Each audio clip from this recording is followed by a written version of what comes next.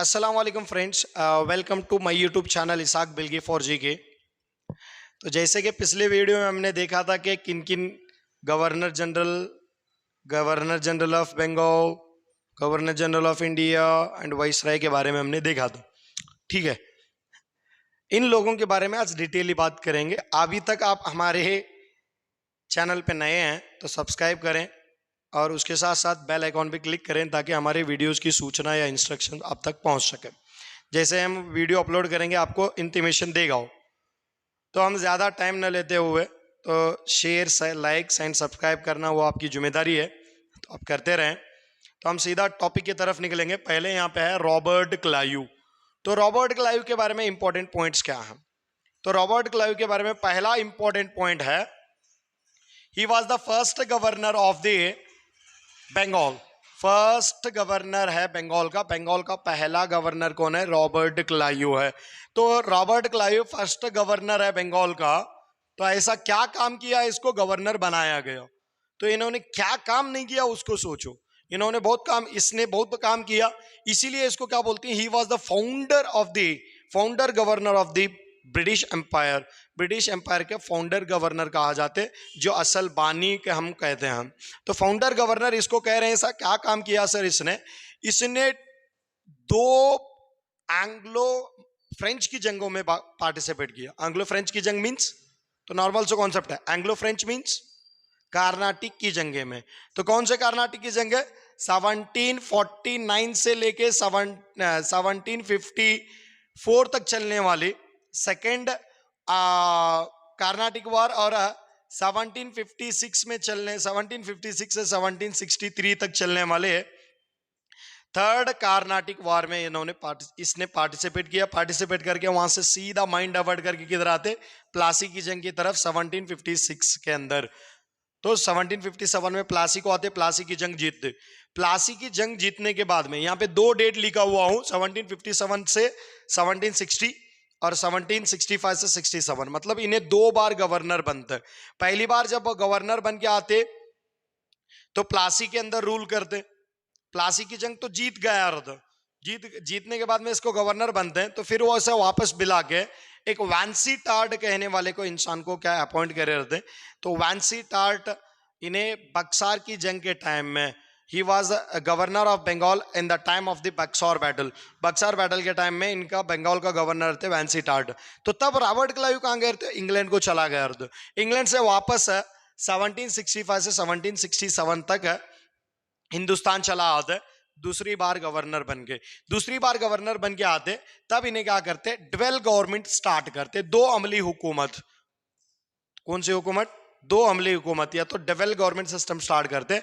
Double government में मैं पिछले वाले वीडियो में ऑलरेडी उसको डिटेयली समझाया हुआ है। अगर आप नहीं देखेंगे तो, आप नहीं देखे हैं तो उसका लिंक नीचे दिया गया है, जाके आप देख सकते हैं, या तो हमारे चैनल पर सर्च करो, वो मिल जाएगा। ठीक है, इनके बाद में आते हैं वार्न हेस्टिंग्स। तो वार्न हेस्टिंग्स के बारे में पहले दो पॉइंट क्लियर कर ले। He was the first governor, he was the last governor of Bengal. इन्हें बंगाल का आखिरी गवर्नर है। Next, he was the first governor general. इन्हें क्या है? फर्स्ट जीजी ऑफ बंगाल है, मतलब governor general of Bengal. Bengal का पहला गवर्नर जनरल है। ये दो बातें क्लियर करेंगे, उसके बाद में चले जाएंगे। ठीक है, उसके बाद में क्या है? 1773 के अंदर जैसा ही रेगुलेटिंग एक्ट आता है, रेगुलेटिंग एक्ट को इंप्लीमेंट करने वाला इंसान यही है, रेगुलेटिंग एक्ट को जारी लाने वाला इंसान यही है। तो रेगुलेटिंग एक्ट के हिसाब से ईस्ट इंडिया कंपनी में सुधार ला दो। तो उसके बाद में आता है, इसने डबल गवर्नमेंट को कैंसिल किया। इसने दो अमली हुकूमत को कैंसिल किया। तो देखो, रॉबर्ट क्लाइव दो अमली हुकूमत लाते, तो ये इंसान दो अमली हुकूमत को कैंसिल करते। कैच, आज के बाद में नहीं है डबल गवर्नमेंट सिस्टम। तो डबल गवर्नमेंट सिस्टम को कैंसिल कर दे। उसके बाद में बंगाल के नवाब को पहले 32 लाख रुपए पेंशन दिया जाते, तो मुआवजा दिया जाते या तो तनख्वाह दिया जाते रहते। उसको रिड्यूस करते, उसको कम करके सिर्फ 16 लाख रुपए कर दो। देखो, हमारे खजाने के पैसे हमको ही काट के दे रहे हैं ना, तो बहुत अच्छा गवर्नर रहेगा ये ब्रिटिशर्स के लिए। तो हमारे लिए तो ये बेकार इंसान ही रहेगा, क्योंकि हम इंडियंस हैं। तो हमारे ऊपर ये लोग रूल करे हैं, तो वो भी कैसे रूल करें, एक्सप्लॉइटेशन करके। तो इनको कौन से अच्छे नाम से पुकारेंगे, ठीक है। तो नेक्स्ट काम इसका क्या है, जो उस कलकत्ता की जो कैपिटल रहते, जो बंगाल की कैपिटल रहते, जो बंगाल की कैपिटल थी उस टाइम में मुर्शिदाबाद थी। तो मुर्शिदाबाद से कलकत्ता को कैपिटल ट्रांसफर करने वाले, अपने दारुल खला, अपने पाया तख्त या तो अपना जो राजधानी है वो मुर्शिदाबाद से कलकत्ता तक पहुंचाने वाला इंसान कौन था, वार्न हेस्टिंग्स था। वार्न हेस्टिंग्स ये काम किया। नेक्स्ट, इसने पहली बार 1772 के अंदर एक जिले में दो कोर्ट एस्टैब्लिश किया।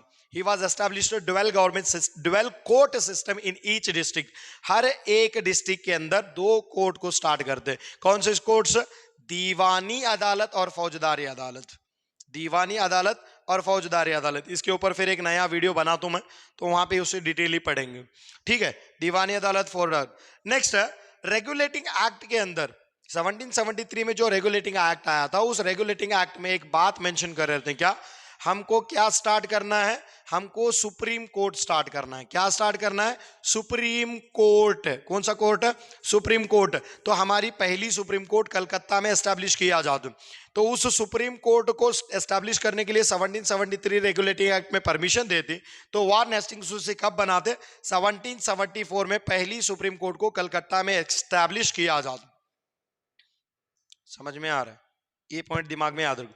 जब कलकत्ता में सुप्रीम कोर्ट एस्टैब्लिश करते हैं, इस सुप्रीम कोर्ट के अंदर 3+1 जज रहते, मतलब एक मेन जज और उसमें 3 क्या है अदर जजेस रहते हैं। वो 4 जजेस मिला के एक सुप्रीम कोर्ट बनाते।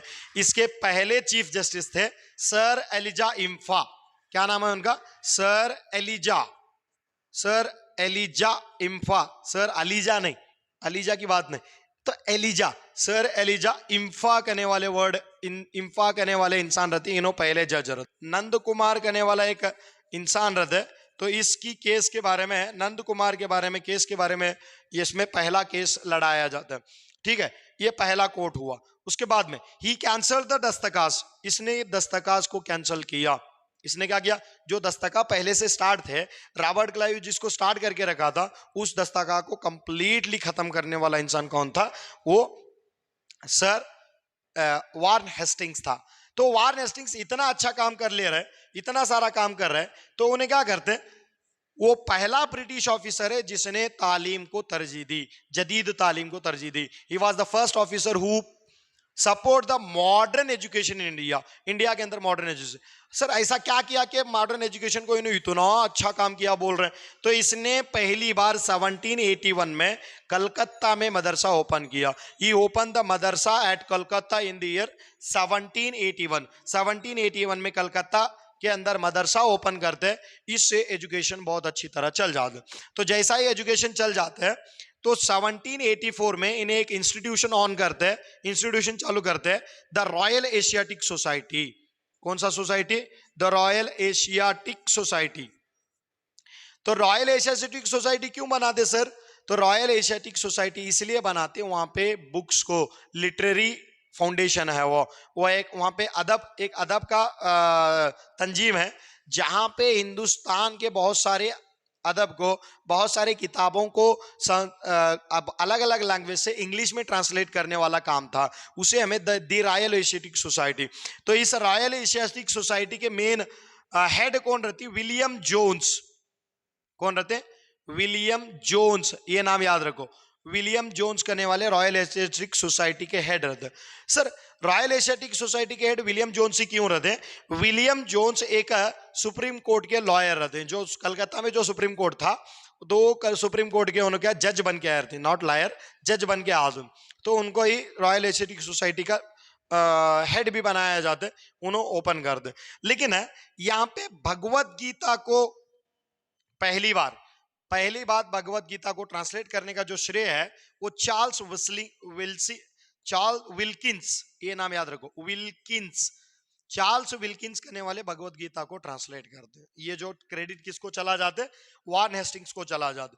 यही वो वार्न हेस्टिंग्स है जो पहली मराठा की जंग में, जब मराठा की जंग चलती, कब चलती पहली मराठा की जंग, 1775 से लेके 1782 तक। तो इस टाइम में कौन गवर्नर जनरल रहते हैं, तो या तो कौन गवर्नर रहते, तो उस गवर्नर का नाम है वार्न हेस्टिंग्स। ठीक है, उस गवर्नर जनरल का नाम है वार्न हेस्टिंग्स। उसी तरह सेकंड एंग्लो मैसूर वार, 1780 से लेकर 1784 तक चलते। तो इस टाइम में हैदर अली की डेथ भी होती। तो उस टाइम में कौन गवर्नर जनरल थे बोले तो वार्न हेस्टिंग्स रहते। तो उम्मीद है कि इन दोनों के बारे में समझ में आए। तो अब नेक्स्ट इंसान के बारे में पढ़ेंगे जिसका नाम है लॉर्ड कॉर्नवालिस। तो लॉर्ड कॉर्नवालिस हिंदुस्तान में बहुत इंपॉर्टेंट एक स्टेज में है। 1786 के अंदर इन्हें हिंदुस्तान आते और एज ए गवर्नर बन के आते। तो जैसा ही इन्हें हिंदुस्तान को 1786 में गवर्नर बन के आते अपना काम स्टार्ट करते। तो इसीलिए इन्हें पहला करने वाला काम क्या है, सिविल सर्विसेज को इंट्रोड्यूस करते। He was the first person who introduce the civil services in exam, civil services in India. Civil services जो शहरी निजाम है, उस शहरी निजाम को आगाज करने वाला इंसान कौन है, वो लॉर्ड कॉर्नवालिस है। समझ में आया? शहरी निजाम बोले तो कॉम्पिटिटिव एग्जाम लेके तो बड़े बड़े हायर ऑफिसर्स को अपॉइंट करने का जो सिस्टम है वो इसने ये किया। तो उस सिविल सर्विस का नाम था आईसीएस। क्या नाम था? ICS, Indian civil services. तो आप क्या उस नाम को हमें क्या पुकारते? IAS, Indian administrative services.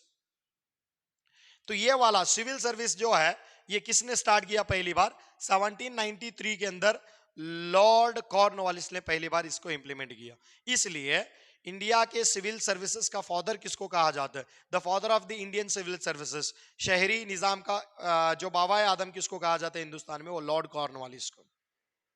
इसी तरह the father of Indian civil services after independence. आजादी के बाद में अगर किसी को इंडियन सिविल सर्विस का फादर कहा जाते वो सरदार वल्लभ भाई पटेल को कहा जाते, the first home minister of India. India के पहले वजीर दाखिला थे। ठीक है, कंपैरिजन थोड़ा याद रखो। तो इन्हें जब आते तो ईस्ट इंडिया कंपनी के अंदर करप्शन ज्यादा हुए रहता। करप्शन बोले तो किसको बोलते हैं? करप्शन। करप्शन मीन्स रिश्वतखोरी। रिश्वतखोरी ज्यादा हुए रहते क्योंकि ये लोग प्राइवेट बिजनेस करते रहते हैं ईस्ट इंडिया कंपनी का काम छोड़ के। तो प्राइवेट जब बिजनेस करते हैं इन्हें आने के साथ क्या करते हैं, वहां के ऑफिसर्स की जो पेंशन थी और वहां के ऑफिसर की जो वेतन थी, जो सैलरी थी, उस सैलरी को बढ़ा दो क्योंकि ये क्या ना कर सके, करप्शन ना कर सके। ये भी एक उसका अच्छा काम है। नेक्स्ट, इसने पहली बार हिंदुस्तान में पुलिस सिस्टम को जारी किया। तो इसीलिए इसको क्या बोलते हैं? Father of the Indian police system भी कहा जाता है। तो पुलिस सिस्टम को जारी करते। तो पुलिस सिस्टम को जारी करके क्या काम करते? तो बहुत अच्छा काम है पुलिस सिस्टम। तो पुलिस सिस्टम को जारी करके एक नया पोस्ट क्रिएट करके जिसका नाम है SP. SP means superintendent of police. तो सुप्रिंटेंडेंट ऑफ पुलिस नया पोस्ट कर दे। तो तालुका के अंदर स्टेशन बना दे। हर एक स्टेशन को एक कोतवाल रखते, लाइक पीएसआई कोतवाल रखते हैं। उसी तरह विलेज के अंदर चौकीदार करने का जो कॉन्सेप्ट है ये कौन लाते हैं? ये लॉर्ड कॉर्नवालिस लाते। तो इतना होने के बाद में पहली बार 1791 के अंदर रईतवारी सिस्टम को एक्सपेरिमेंट करने के लिए कौन आती है रईतवारी को? अलेक्जेंडर रीड बोल को आते। कौन आते? Alexander read. तो अलेक्जेंडर रीड पहली बार बारामहल डिस्ट्रिक्ट के अंदर, कौन सा महल? बारामहल डिस्ट्रिक्ट के अंदर रईतवारी निजाम को प्रैक्टिस करता, इंप्लीमेंट नहीं करते, जारी नहीं करते, उसको प्रैक्टिस करती, तजुर्बा करते। वो तजुर्बा किसके जमाने में करती? लॉर्ड कॉर्नवालिस के जमाने में ही तजुर्बा करते हैं उसका, 1791 के अंदर। ठीक है, उसके बाद में 1793 अगेन लिखे। यहां पे क्या आते? परमानेंट जमींदारी सिस्टम, मुस्तकल जमींदारी निजाम बोलते हैं हमें। परमानेंट जमींदारी सिस्टम को किसने जारी किया? लॉर्ड कॉर्नवालिस ने जारी किया। तो लॉर्ड कॉर्नवालिस का एक कोटेशन है, कुछ हरामी टाइप की एक क्या देते, एक डेफिनेशन देते। क्या देते? All natives of Hindustan are corrupt. Hindustan के सभी रहने वाले या तो हिंदुस्तानी, जितने भी हिंदुस्तानी हैं ये सब रिश्वतखोर हैं। इन्हें खुद रिश्वतखोर है तो वो हमारे इंडियंस को गालियां दे रहे। तो वैसे भी इंडियंस कहाँ पे थे? इंडियंस कौन से ऑफिस में ज्यादा काम करते थे? ठीक है, हाँ, लेकिन इसको इन्हें ये बात क्यों बोलते हैं? क्योंकि उस टाइम में कुछ रिश्वतखोरी के कॉन्सेप्ट चलते हैं। तो ये एक पहला एक सिंसियर इंसान है जिसने रिश्वत का नाम मिटाने की कोशिश कर दी। ठीक है, नेक्स्ट, कॉर्नवालिस ने स्ट्रिक्ट कानून लाते और उस कानून को पूरे हिंदुस्तान में अप्लाई करते हैं। उस कानून का नाम देते कॉर्नवालिस कोड। सर इसे इन्हें कॉर्नवालिस कोड क्यों बोल रहे हैं? याद रखो, इन्हें नेपोलियन बोनापार्टे से भी जंग करे रहता। तो वहां पे नेपोलियन फ्रेंच में क्या करते, Napoleon code, code of Napoleon बनाए थे, उसको कॉपी करके है कॉर्नवालिस कोड करने का एक कानून जारी करते। तो नेक्स्ट है थर्ड एंग्लो मैसूर वार में पार्टिसिपेट करता। याद रखो, जैसे ही थर्ड एंग्लो मैसूर वार में टिप्पू सुल्तान पूरा जीतने के अंदाजे में रहते हैं या तो इनको टक्कर देने के अंदाजे में रहते हैं, लॉर्ड कॉर्नवालिस इनको हरा के उनको मजबूर करते कि ट्रीटी क्रिएट करे। ट्रीटी बना लेती, मुआहिदा बना लेते। तो मुआहिदा बना लेने के बाद में इन्हें क्या करते, आधी जो सल्तनत है वो हमको देना, 3 करोड़ 30 लाख रुपए देना। अगर जब तक पैसे नहीं देता, अपने 2 बच्चों को हमारे पास क्या रखना है, गिरवी रखना है, मॉर्टनेज रखना है। तो वो कंडीशन डालने वाला ये इंसान टीपू सुल्तान के बच्चों को अपने इंग्लैंड को लेके चला जा दूं, तो उनको मॉर्टनेज रख लेते, उनको गिरवी रख लेते। समझ में आ रही कितना आसान सा कॉन्सेप्ट है? इस कॉन्सेप्ट को बहुत अच्छी तरह से समझो। क्लियर है? अभी कौन हुआ? लॉर्ड कॉर्नवालिस के बारे में हमने पढ़ा। तो लॉर्ड कॉर्नवालिस के बाद में कौन आते? Lord Wellesley. याद रखो, इस लॉर्ड वेलेस्ली को दो नाम से, दो फेमस नाम से जानते हैं। इन्हें अपने आप को टाइगर ऑफ द बंगाल करके पुकार दो। क्या पुकार दे? Tiger of the Bengal. अपने आप को, चुप, तारीफ इसकी, लेकिन उसका इसके हिसाब से। और इसको real founder of the Britishers भी पुकार दो। इसके जमाने में पूरे हिंदुस्तान को कब्जा करने का काम इन्हें करता, इसीलिए से रियल फाउंडर भी बोल सकते हैं। तो या तो टाइगर ऑफ द बंगाल इसको कहा जाता। नेक्स्ट, इसको sculpture of the British empire in India. India में जो मूर्तिकार है, ब्रिटिश एम्पायर का एक मूर्तिकार है बोलते, मतलब ब्रिटिश साम्राज्य जो बना था, उस साम्राज्य को बनाने की कोशिश कौन करते? लॉर्ड वेलेस्ली करते। ऐसा क्या काम करते सर? उन्हें कहते तो पहली बार सब्सिडियरी अलायंस को स्टार्ट करते। इन 1798 Lord Cornwallis implemented the subsidy alliance. इसने अहद मुआयनत को जारी किया। इसके तहत क्या कंडीशन थे, इसको लिए फिर एक अलग वीडियो में बनाऊंगा। लेकिन एक बात याद रखो, सब्सिडी अलायंस को कबूल करने वाला पहला जो स्टेट था 1798 में ही कबूल करते, उसका नाम था हैदराबाद के निजाम अली। तो निजाम अली से कबूल करती पहली बात। तो उसके बाद में कौन कबूल करते हैं? मैसूर के वड़ियास। उस टाइम में मुम्मडी कृष्णराज वड़ियर रहते, इंग्लिश में मुम्मडी कृष्णराज वड़ियर बोले तो कृष्णराज वड़ियर सुवम, मतलब तीसरा, द थर्ड कृष्णराज वड़ियर तो बोल को हमें उसे पुकार सकते हैं। नेक्स्ट, उसके बाद में औध के नवाब इसको कबूल कर दें। उसके बाद में तंजावुर के नवाब कबूल कर दें। 1803 के अंदर इसने, देखो, लॉर्ड वेलेस्ली मराठा के साथ एक ट्रीटी करते। कौन सा ट्रीटी? Basin treaty. कौन सा ट्रीटी? कौन सा एक मुआहिदा? बेसिन मुआहिदा करते। उसके तहत बाजीराव जो सेकंड था, बाजीराव सेकंड ब्रिटिश के साथ अपना एक ट्रीटी बना लेते, क्योंकि हमको हमारे लोगों के साथ लड़के हमको मराठा पेशवा बनाओ, तो हम लोग क्या करेंगे, तुम्हारी सब्सिडी अलायंस को कबूल कर लेंगे। तो मतलब खुद जाके सरेंडर होते। तो वहां पे बेसिन ट्रीटी कर लेके उसका फायदा उठा लेके लॉर्ड कॉर्नवालिस क्या करते, बेसिन ट्रीटी पे तो बेसिन मुआहिदा कर लेते। तो उसके बाद में बिरार के लोग, जो बिरार के इमादशाही थे, उन्होंने कबूल कर दे। ऑरकॉट के लोग कबूल करते हैं, पुणे के लोग कबूल करते हैं, नेक्स्ट ग्वालियर के लोग कबूल करते हैं। सीरियल वाइज एकले एकले कबूल करते निकलते सब्सिडी अलायंस को। इसने सेकेंड एंग्लो मराठा वार में पार्टिसिपेट किया। तो वही सेकंड एंग्लो मराठा वार के अंदर क्या करते, बेसिन का मुआहिदा कर लेते 1803 के अंदर। 1803 के अंदर 1803 के अंदर जब बेसिन ट्रीटी कर लेते, तो बेसिन ट्रीटी में क्या कॉन्सेप्ट रहते, हम ब्रिटिश एम्पायर तुझ बाजीराव सेकंड को मदद करेंगे, लेकिन तुमको सब्सिडी अलायंस कबूल करना पड़ेगा। ठीक है। फोर्थ एंग्लो मैसूर वार के अंदर जब टीपू सुल्तान का इंतकाल होते, या टीपू सुल्तान को जो मारा जाते, उस आर्मी का जो लीडर कौन रहते हैं, उस या तो उस टाइम में गवर्नर जनरल ऑफ इंडिया कौन रहते हैं, तो उस टाइम में गवर्नर जनरल कौन रहते बंगाल का, वो गवर्नर जनरल थे लॉर्ड वेलेस्ली। तो हमारा एक जो शेर था टीपू सुल्तान, उस शेर को ये इंसान हराने की कोशिश कर दे। तो ये वाला कॉन्सेप्ट यहाँ पे नजर आते, इसीलिए इसको लाइन ऑफ बंगाल पुकार दे। हाँ, नेक्स्ट 1800 में जो स्टार्ट होते हैं, 1800 में जो डोंडिया वाग, टीपू सुल्तान का एक ब्रेव कमांडर रहता है, जो मराठा के अंदर रहते, मराठा फैमिली से आए रहते, हैदर अली के आर्मी में काम करते। उसके बाद में टीपू सुल्तान और इसके बीच में जब झगड़े होते हैं तो टीपू सुल्तान दोंडियावाग को अरेस्ट करे रहते। वहां से अरेस्ट करने के बाद में दोंडियावाग छूट चला जाते। छूटने के बाद में एक छोटी सी आर्मी बना के, टीपू सुल्तान सही इंसान थे, मैं भी अंग्रेजों के खिलाफ लड़ूंगा बोल के लड़ने की कोशिश करते, तो उसको कंप्लीटली हरा के और उसको खत्म करने वाला इंसान कौन था? लॉर्ड कॉर्नवालिस, दोंडिया रेबिलियन को। उसी तरह फोर्ट विलियम कॉलेज को 1800 ईस्वी के अंदर फोर्ट विलियम कॉलेज को बनाने की कोशिश कौन करते? लॉर्ड वेलेस्ली करते। जब लॉर्ड वेलेस्ली करते, लेकिन ये पूरा काम नहीं करता, तो इसका काम 1804 के अंदर बंद हो जाती। किसका? फोर्ट विलियम कॉलेज का। बहुत ज्यादा दिन तक काम नहीं करती फोर्ट विलियम कॉलेज। समझ में आ रहा है? तो इस तरह से हमें डिटेलली पढ़ना है और डीपली पढ़ना है। तो उसके बाद में आते हैं Lord Minto first. Lord Minto first, Minto second अलग, उसके बाद में फिर पढ़ेंगे। तो लॉर्ड मिंटो क्या काम करते, देख लो, याद रखो, टेंथ वालों को ये बहुत इंपॉर्टेंट रहा क्या है। उस टाइम का पंजाब का जो किंग रहते, वो पंजाब के किंग का नाम है राजा रंजीत सिंह। पंजाब का जो किंग रहते राजा रंजीत सिंह। राजा रंजीत सिंह भी स्ट्रांग रहते और ब्रिटिशर्स भी स्ट्रांग रहते। दोनों जने मिला के एक फ्रेंडली ट्रीटी कर लेती, दोस्ताना मुआहिदा कर दो। तो उस दोस्ताना मुआहिदा कब करते? 1809 के अंदर, याद रखो।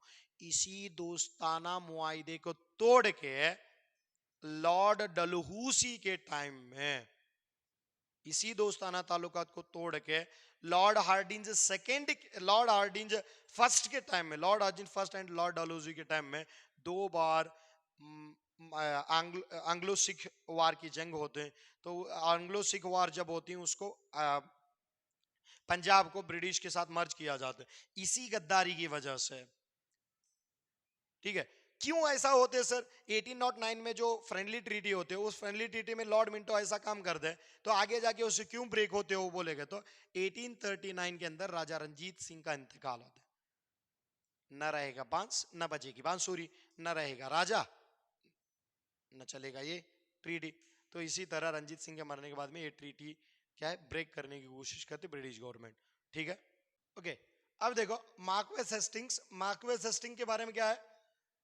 He was participated in the third Anglo Maratha war. इन्हें किस में पार्टिसिपेट किया था? थर्ड एंग्लो मराठा वार के अंदर पार्टिसिपेट किया था। और पूरा मराठा डायनेस्टी को कंप्लीटली खत्म करने वाला ये इंसान है। तो इन्हें क्या करते? पेशवा पोस्ट को कैंसिल कर दो। Third Carnatic, third Anglo Maratha war जब होती, उसे खत्म करके तो पेशवा पोस्ट ही निकाल के क्या करते? प्रताप सिम्हा को, प्रताप सिम्हा जो शिवाजी के खानदान से रहते, उसे एक ट्रेडिशनल लीडर अनाउंस कर दो। ठीक है, उसके बाद में इसने 1822 के अंदर रईतवारी निजाम को इंप्लीमेंट करते। ये इंसान क्या करता है, किसके अंडर में सर बोले तो? Thomas Munro. ठीक है, इसकी डेट 1801 बोले तो भी सही है, 1822 बोले तो भी सही है।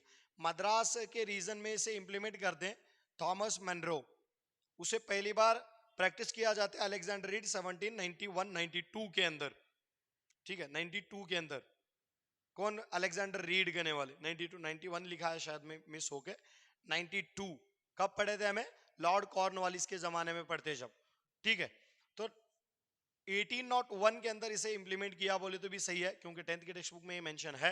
1822 भी ए बुक के अंदर मेंशन है। थॉमस मनरो करने वाले क्या करते हैं, इसे मद्रास प्रोविंस में, थॉमस मनरो मद्रास प्रोविंस में इसे इंप्लीमेंट करते हैं 1822 किसके टाइम के अंदर? मार्क्वेस हेस्टिंग के टाइम के अंदर।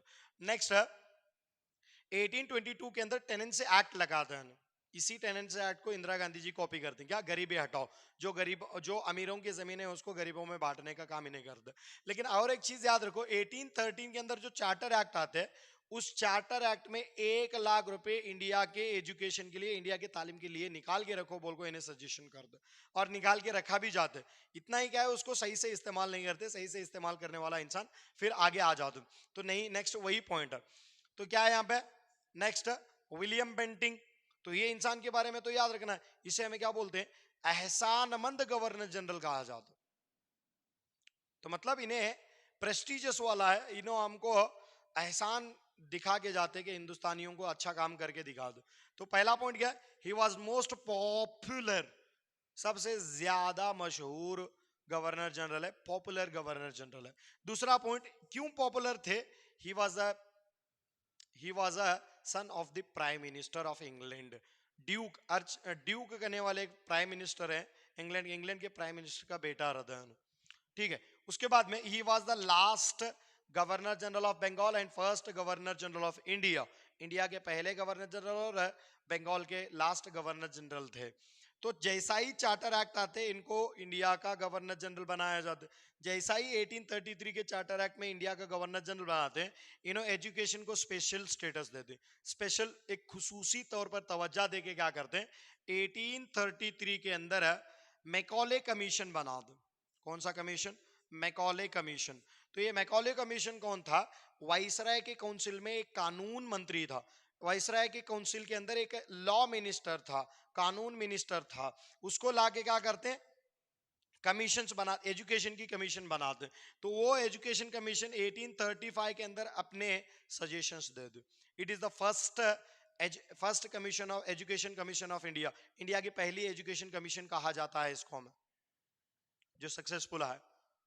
तो इस एजुकेशन कमीशन में लॉर्ड मैकॉले क्या बोलते हैं, लॉर्ड मैकॉले के कुछ कॉन्सेप्ट्स हैं, उन्हें क्या बोलते हैं, इंग्लिश एजुकेशन ही दो।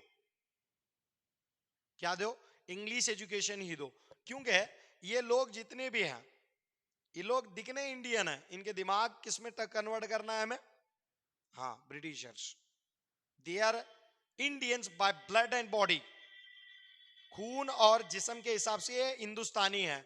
इनको हम सोच में क्या करेंगे, अंग्रेज की तरह बनाएंगे। इसीलिए इसका कॉन्सेप्ट रहते हैं इंग्लिश एजुकेशन को ज्यादा कॉन्सेंट्रेट करा दो। तो जैसा ही इन्हें इंग्लिश एजुकेशन को कॉन्सेंट्रेट कराते, तब से लॉर्ड इन्हें क्या करते, लॉर्ड विलियम बेंटिंग जो 1,00,000 रुपए 1833 के चार्टर एक्ट में निकाल के रखे थे, उसको पूरी अमाउंट इस्तेमाल करके यहाँ पे उसको इस्तेमाल करने की कोशिश करते। जब इन्हें इस्तेमाल करने की कोशिश करते, he give the permission, he give the special importance to the Indians to appoint a special on the special post। अच्छे अच्छे एक पोस्ट के ऊपर इंडियंस को भी इन्हें अपॉइंट कर दें। ठीक है। बाद में राजा राम मोहन राय की रिक्वेस्ट के हिसाब से 1829 दिसंबर 4 को सती के निजाम को कैंसिल किया जाता। He implemented the law of the Sati Prohibition Act for the first time on the request of the Raja Ram Mohan Rai, राजा राम मोहन राय की रिक्वेस्ट पे। नेक्स्ट, इन्हें क्या करते, इन the year 1831, in the year 1831 1831 के अंदर मैसूर को जो रियासत दिए रहते, कौन मैसूर को रियासत वापस दिए रहते? In the year 1799 with the death of the Tipu Sultan. Tipu Sultan के मरने के बाद में मैसूर का जो किंगडम रहते हैं वो वडियर डायनेस्टी को दिया रहते।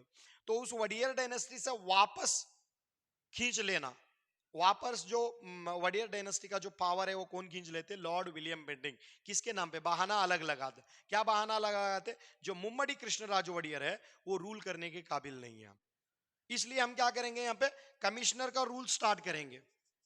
जैसा कि Mark Cubbon and L B Bowring उसके कमिश्नर में इंपॉर्टेंट कमिश्नर्स हैं, वैसे कमिश्नर्स को अपॉइंट कर दो। किसमें? मैसूर के अंदर। और मैसूर किसके अंडर में आ गया? ब्रिटिश के अंडर में। बहाना क्या लगा दें? अलग ही है। ठीक है। उसके बाद में इसने महलवारी सिस्टम को 1833 के अंदर बॉम्बे के अंदर इंट्रोड्यूस करने के लिए बोलते।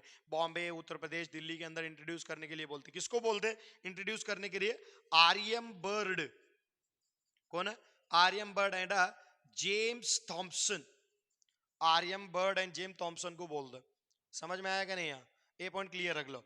तो मैकॉले कमीशन की जो रिपोर्ट है वो 1835 के अंदर आ दो। ठीक है। वो रिपोर्ट क्या थी? इंग्लिश एजुकेशन दो बोल के आ दो। ठीक है। नेक्स्ट, इन्हें कलकत्ता के अंदर मेडिकल कॉलेज खोलते 1835 के अंदर। कौन? Lord William Bentinck medical college खोलते कलकत्ता के अंदर। ठीक है। ये भी एक इसका इंपॉर्टेंट कॉन्सेप्ट है। ठीक है। इतना होने के बाद में नेक्स्ट होते चार्ल्स मेटकाम्फ। तो ये बहुत बेहतरीन इंसानों में एक इंसान है। क्यों इसको बेहतरीन इंसान बोलते हैं? ये पहला इंसान है जिसने हिंदुस्तानियों को अखबार की आजादी दी थी। प्रेस एक्ट लगा दो, चलो भाई तुम्हारे अपने अपने एक्ट में तुम्हें क्या करो, अपने अपने जो अखबार हैं, अपने जो जर्नल्स हैं, अपने अपने जो न्यूज़पेपर्स हैं, छापो ब्रिटिश गवर्नमेंट के बारे में। क्यों सा छापते? तुम्हें नेगेटिव पॉइंट छापेंगे तो हमको उसको सुधार करेंगे। इतना अच्छा लिबर्टी वाला माइंड कौन बोल सकते? तुम हमारे ब्रिटिश गवर्नमेंट के बारे में बुरा छापो, हम सुधारने की कोशिश करेंगे। तो अच्छा इंसान था। प्रेस, इसीलिए इसे क्या बोलते हैं, he was a liberator of the press, Indian press act. हिंदुस्तानी अखबारात का निजाती इंसान का हम पुकारते हैं उसे, लिबरेटर्स। इन्हें क्या था, एक लिबरेटर था।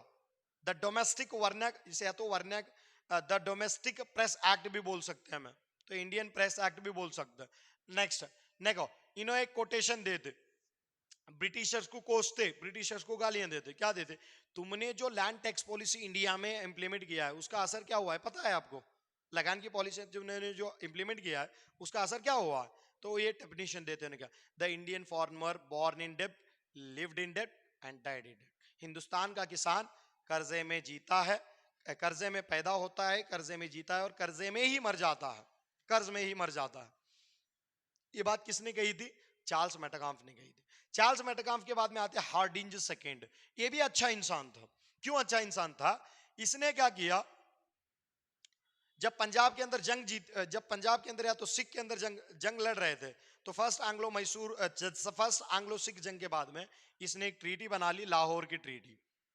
ठीक है, उसके बाद में इन्हें क्या बोलते हैं, सिर्फ इंग्लिश लैंग्वेज में ही एडमिनिस्ट्रेशन चलना। जो हमारा निजाम है, जो इंतजामिया है, वो सिर्फ इंग्लिश अंग्रेजी जबान में चलना है, इन्हें बोल दो। लेकिन सबसे बेहतरीन काम क्या है इसका, 8x6 की पॉलिसी लाते हैं। 8x6 क्या है, सॉरी 6x8 की पॉलिसी ला दो। 6x8 पॉलिसी, एक हफ्ते के अंदर 6 दिन काम करना और दिन में 8 दिन काम करना लेबर्स। देखो कितनी अच्छी पॉलिसी है। संडे जो हॉलीडे अनाउंस करते हैं वो हार्डिंज फर्स्ट है, संडे हॉलीडे करने वाला। तो हार्डिंज फर्स्ट है, लेबर्स के बारे में कुछ रिलैक्सेशन देने के लिए काम कर जादू। ठीक है, उसके बाद में आते लॉर्ड डलहौजी, सबसे बेहतरीन इंसान, काम करने के लिए बेहतरीन था लेकिन लोगों के ऊपर जुल्म भी ज्यादा करते। क्या उसका नाम है? लॉर्ड डलहौजी। 1848 से लेके 56 तक लॉर्ड डलहौजी रहते। तो इसका पहला पॉइंट क्या है, he was the youngest governor general of India. Hindustan का सबसे नौजवान गवर्नर जनरल था, यंगेस्ट था। तो यंगेस्ट गवर्नर जनरल था। तो इसने क्या किया, 1848 के अंदर 1848 के अंदर पहली मर्तबा हिंदुस्तान के बादशाहों के अंदर जो हालत रहती है उसको देख के क्या करते, डॉक्ट्रिन ऑफ लैप्स इंट्रोड्यूस करता। मसलाल हक या तो बाज गश्त करने की जो पॉलिसी है उस पॉलिसी को जारी करते। उसके हिसाब से क्या था, हिंदुस्तान का कोई भी बादशाह अगर बिना औलाद के मर जाता है तो वो जो औलाद को उन्हें गोद लेता है, वो गोद लेने वाली औलाद को हुकूमत करने का पावर नहीं है। इस तरह से इसको टारगेट करने वाला पहले सतारा स्टेट जो पहला है इसके अंदर आ जाते। सतारा के बाद में उदयपुर, जयपुर, झांसी, संबलपुर, ये सब इनके अंदर आ जाते। ठीक है, उसके बाद में सेकेंड एंग्लो सिख वार, देखो सेकेंड एंग्लो सिख वार करके पूरी तरह से पंजाब को ब्रिटिश गवर्नमेंट में शामिल करने वाला इंसान कौन है? लॉर्ड डलहौजी था। इसने टेलीग्राफ सिस्टम स्टार्ट किया 1852 में। देखो टेलीग्राफ सिस्टम ऐसा ऐसा ये करते नहीं, फोन लगा के जब बात कर दें, वो टेलीग्राफ देना, मैसेज देने का जो सिस्टम है वो इसने स्टार्ट किया 1852 में। तो हिंदुस्तान में पहली बार रेलवे लाइन को स्टार्ट करने वाला, कहां से कहां तक रेलवे लाइन डालते? मुंबई टू थाना। कहां थे? मुंबई टू ठाणे। तो मुंबई टू ठाणे 21 माइल जो या तो 34 किलोमीटर का जो रेलवे लाइन था, वो रेलवे लाइन डालने वाला इंसान था। ये पहली रेलवे लाइन थी हिंदुस्तान की और ये पहला इंसान था हिंदुस्तान में रेलवे लाइन लाने के लिए। इसलिए इसको क्या कहा जाता है? The father of the Indian railway. Hindustan के रेलवे का फादर कहा जाता है। किसको? लॉर्ड डलहौजी को। समझ में आ रहा है कि नहीं आ रहा? अगर समझ में नहीं आ रहा तो आप बता सकते हैं कहां पे चूक हो रही। ऐसे तो नहीं है, पूरा डिटेल ही समझाया जा रहा है। तो दूसरी रेलवे लाइन डालते कलकत्ता टू रानीगंज बिजनेस के लिए 1854 के अंदर। हाँ, ये सबसे इंपॉर्टेंट है, इसने भी एजुकेशन में सुधार लाने की कोशिश कर। क्या ऐसा एजुकेशन में सुधार लाने की कोशिश करते? 1853 के अंदर जो भी तुम्हें इंतजामिया को सेलेक्ट होंगे, वो इंतजामिया को सेलेक्ट होने के पहले या तो कोई एडमिनिस्ट्रेशन पोस्ट को सेलेक्ट होंगे तो तुमको सिविल सर्विस एग्जामिनेशन पास करना पड़ेगा। कॉम्पिटिटिव एग्जाम का जो सिस्टम है इसने ही लाया। जब कॉम्पिटिटिव इस सिस्टम लाते हैं तो 1854 के अंदर एक कमीशन बनाते, उड्स कमीशन, चार्ल्स वुड इस कमीशन के लीडर रहते। तो उस कमीशन क्या सजेशन करती वो देख लो। तो उड्स कमीशन क्या सजेशन कर दो कि 3 प्रेसिडेंसियों में 3 यूनिवर्सिटीज बना लो। कितनी यूनिवर्सिटी में? हाँ, तो 3 यूनिवर्सिटी, कोलकाता, बॉम्बे एंड मद्रास जो यूनिवर्सिटी थे वो बनाओ बोल के अनाउंस इसके जमाने में होता है। इंडिया का जो पोस्टल निजाम है, जो डाकिया का सिस्टम है, वो इसने ही इंट्रोड्यूस किया 1854 में। नेक्स्ट, शेर शाह सूरी जिस जो ग्रैंड ट्रंक रोड्स बनाया था, बड़े बड़े रोड्स बनाया था, उसको रिपेयर करने का काम इसे ये करते क्योंकि 1856 में। इसीलिए इसको क्या बोलते हैं, इसीलिए इसको क्या बोलते हैं, एक वर्ड यहां पे लिखे देखो, father of the transport and communication. Hindustan में नकल हमल का बाबा आदम कहा जाता है। ठीक है, इसको sculpture of the modern India, तो जदीद हिंदुस्तान का एक मूर्तिकार में से मुसव्विर बोल को पुकार दो। ठीक है, ये वाला कॉन्सेप्ट है। नेक्स्ट इसके बाद में आते लॉर्ड कैनिंग, लास्ट कॉन्सेप्ट आज की वीडियो का। तो लॉर्ड कैनिंग 2 बार वो होते, एक बार गवर्नर बन, लास्ट गवर्नर ऑफ इंडिया बन के आते और फर्स्ट वाइसराय बन के आते। सर गवर्नर को वाइसराय क्यों बनाते? यहाँ पे इन्हें क्या करते, क्वीन विक्टोरिया का गुलाम बन जाते, क्वीन विक्टोरिया का रिप्रेजेंटेटिव बन जाते। क्वीन विक्टोरिया जो बोलेगी वो करेगा। इन्हें क्या करते, क्वीन विक्टोरिया के अनाउंसमेंट करते। तो पहली बार इन्हें कब क्वीन विक्टोरिया का अनाउंसमेंट करते? 1858 के अंदर। ठीक है, he was the last governor general of India and first viceroy of the India. तो जो यूनिवर्सिटीज कायम करना था 3 प्रेसिडेंसी में, जो लॉर्ड डलहौजी के अंदर टाइम में वुड्स कमीशन बोला था, वो इसने कायम किया। तो इसने कायम किया, तो जब हमारे पास पहली आजादी की जंग चलते रहते, the first war of independence, या तो सिपाही म्यूटिनी चलते रहते, उस टाइम में गवर्नर जनरल कौन रहते? तो उस टाइम में वाइस इन्हें गवर्नर जनरल रहते। तो ये पहला इंसान है जिसने हाई कोर्ट के निजाम को स्टार्ट करते हैं हिंदुस्तान में। हाई कोर्ट, हर स्टेट में हाई कोर्ट रहना बोल को इन्हें स्टार्ट करते हैं। 1861 में एक कानून लाते, लेकिन 1862 में पहली हाई कोर्ट हमारे पास स्टार्ट होती। ठीक है, हाई कोर्ट्स बनाने का जो निजाम था इसने स्टार्ट किया। तो लास्ट एक काम क्या था, बहादुर शाह जफर जो फर्स्ट वार ऑफ इंडिपेंडेंस में अरेस्ट होते, उसको बर्मा की जेल में कैद किया जाते, यही इंसान कैद करते और यही इंसान उसके बच्चों को मार दे। ठीक है, ये सारा इंपॉर्टेंट इतना याद रखो वाइसरायज के बारे में। वीडियो ज्यादा लेंदी नहीं करना, अभी मजबूर है तो ज्यादा से ज्यादा हमें कवर करने के लिए ऐसा कदम उठाना ही पड़ेगा। तो अगर लेंदी हुआ तो भी आपको इंपॉर्टेंट है, इसीलिए लेंदी किया गया है। फिर मिलेंगे अगले वाले कॉन्सेप्ट में, कोई भी डाउट रहे तो कमेंट करें। फिर मिलेंगे एक नए कॉन्सेप्ट के साथ नई वीडियो में, तब तक के लिए अल्लाह हाफिज।